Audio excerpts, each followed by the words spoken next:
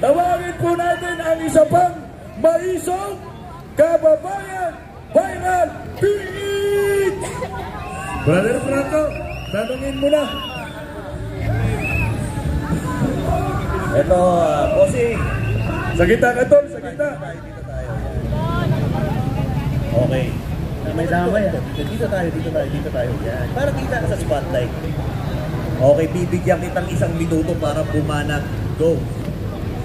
Una, magandang gabi sa lahat at maraming salamat sa nagkakaisa na pinaglalaban po natin. Mabuhay ang mga maisang! Walang atras, tuloy-tuloy na ito!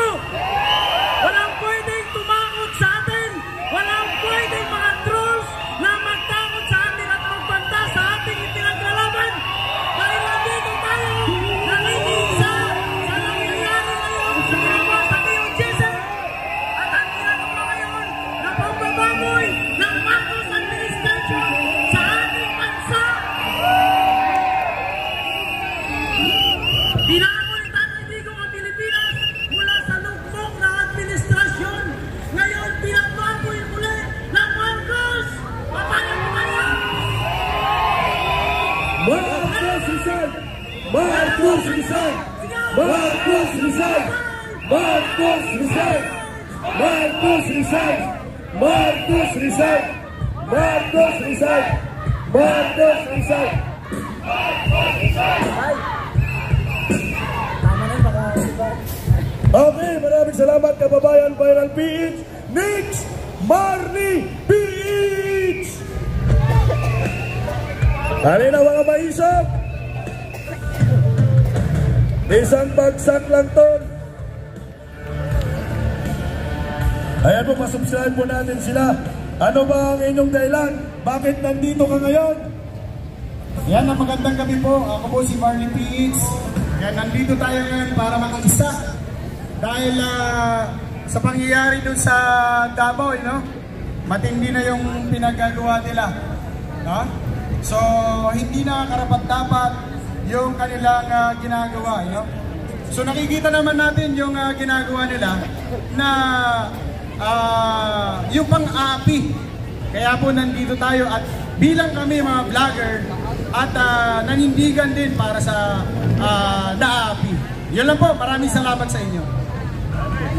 Maraming salamat ay partner. Kapos na tayo sa oras.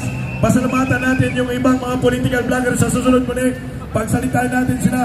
Maraming salamat po. Nandito rin po si Baymart Channel. Baymart Channel 2.0. Palakpakan po natin. Aguilar TV, Deroy TV 26, GC De La Cruz World, Pans TV Official, Antiqueña, Tropang OFW, Channel Parang TV. Yan, partner. Ngayon, oras naman tanungin natin ng taong bayan kung ano ba ang kanilang saloobin sa kasalukuyang administrasyon. Okay, pili tayo partner. Siguro partner. Susubukan din siyempre sa mga kabataan. Okay. Sa ating mga young people, umpisahan ko na. Anong pangalan mo? Okay, Grace. Grace, bilang isang young people, ano ba ang hinahangad mo sa bansang Pilipinas na ito? At first, bakit ka nandito? Nandito po ako para po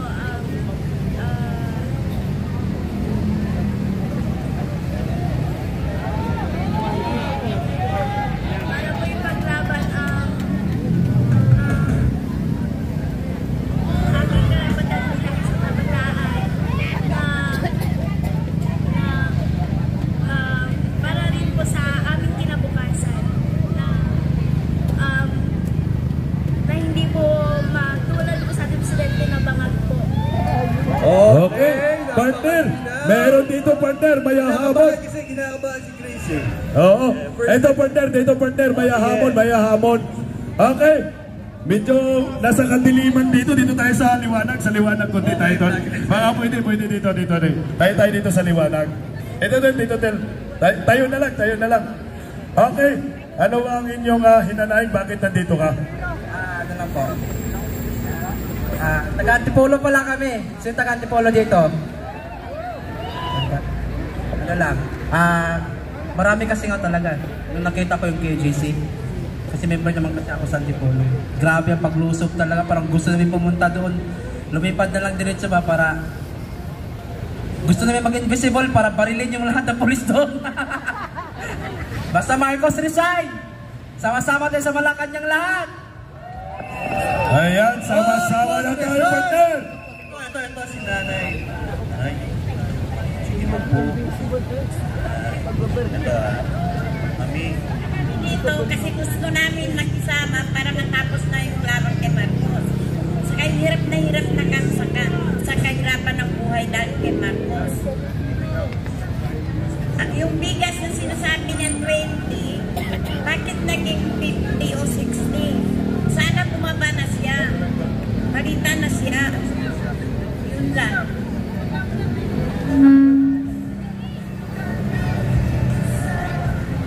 Gusto ko pangarap sa kinabukasan ng mga anak ko, apo ko, na hindi nila maranasan ito mahirap na ganitong buhay.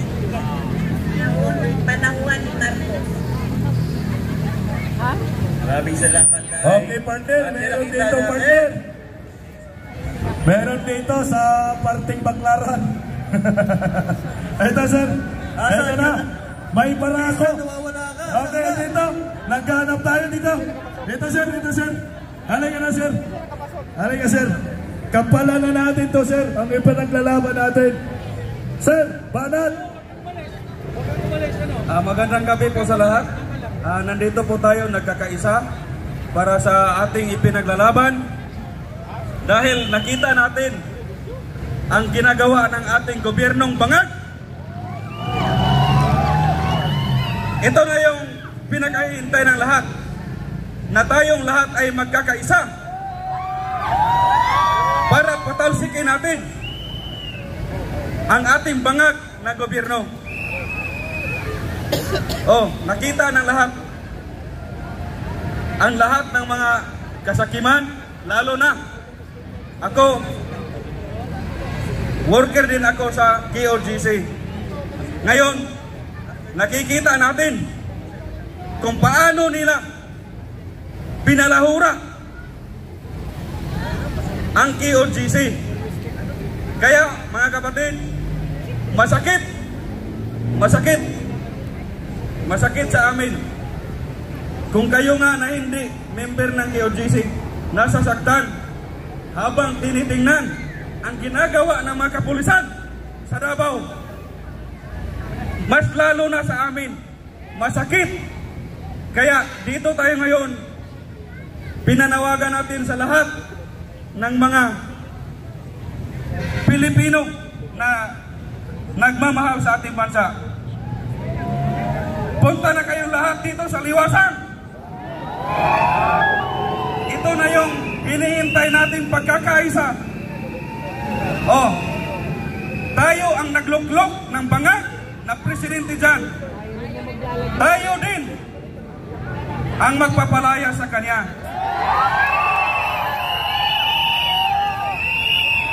Yan ang hindi niya alam, na akala niya forever siya dyan.